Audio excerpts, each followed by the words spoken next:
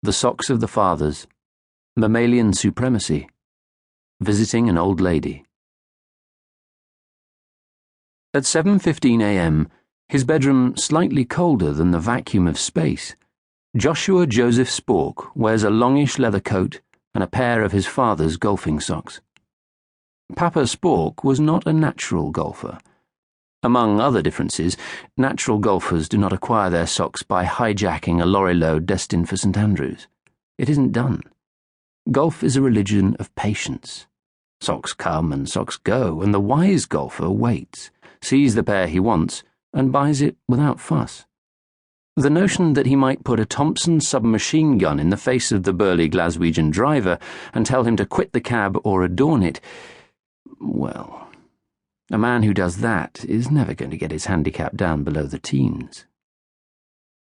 The upside is that Joe doesn't think of these socks as belonging to Papa Spork. They're just one of 2,000 pairs he inherited when his father passed on to the great bunker in the sky, contents of a lock-up off Brick Lane. He returned as much of the swag as he could. It was a weird, motley collection, very appropriate to Papa Spork's somewhat eccentric life of crime, and found himself left with several suitcases of personal effects, family Bibles and albums, some bits and bobs his father apparently stole from his father, and a few pairs of socks the chairman of St. Andrews suggested he keep as a memento. "I appreciate it can't have been easy doing this," the chairman said over the phone. "Old wounds and so on. Really, I'm just embarrassed. Good Lord, don't be. Bad enough that the sins of the fathers shall descend and all that, without feeling embarrassed about it. My father was in Bomber Command, helped plan the firebombing of Dresden. Can you imagine? Pinching socks is rather benign, eh? I suppose so. Dresden was during the war, of course, so I suppose they thought it had to be done. Jolly heroic, no doubt.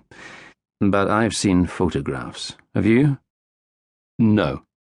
Try not to, I should. They'll stay with you.